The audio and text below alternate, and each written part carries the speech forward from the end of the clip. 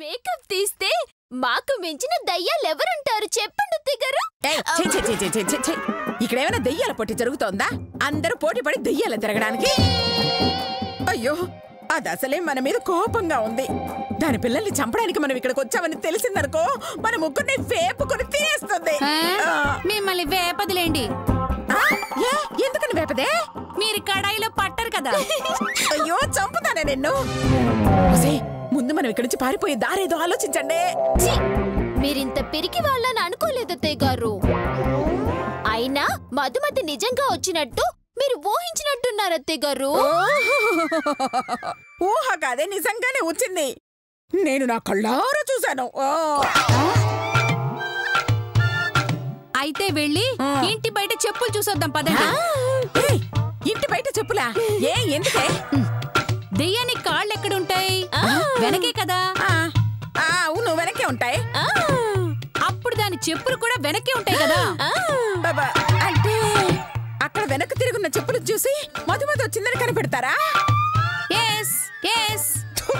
నీ తెలివి తగలయ్యా. దయ్యాలు చెప్పులేసుకుంటాయని ఎవరు చెప్పారా? ఎవరు చెప్పడం ఎందుకు, కళ్ళారా చూసాం కదా అత్తయ్య గారు.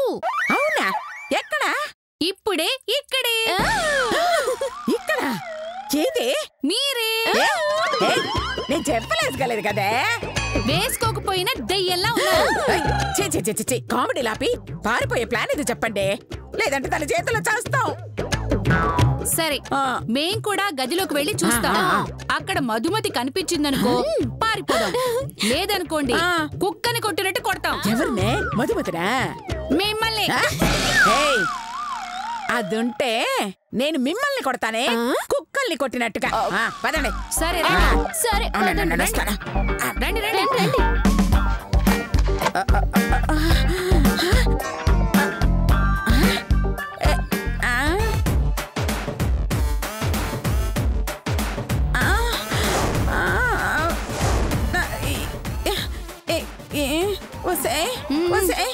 ఇదేంటే వీళ్ళున్నారు?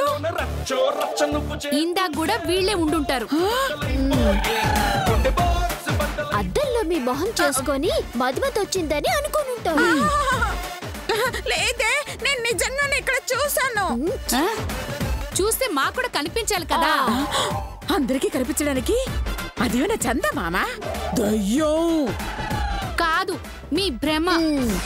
అందుకే చిన్నపిల్లల్ని చూసి దెయ్యం అనుకుంటున్నారు. కావాలంటే నిరూపిస్తాను చూడండి. ఏయ్ గీతా, శ్వేత, మీరిక్కడ ఎంతసేపు నుంచి ఉన్నారే? మీరు చంద్రముఖి గదిలో పడిపోయిందని చెప్పిన కాడ నుంచి గీన్నే ఉన్నాం. అదిగో విన్నారా? అప్పటి నుంచి ఇక్కడే ఉన్నారట. ఎందుకు అడుగుతున్నారండి? ఏమీ లేదు, అలా గాడిదల్ల గెంతితే పరుపు పాడైపోతుంది. మీరు దిగండి, మీరు పదండి. అలాగే.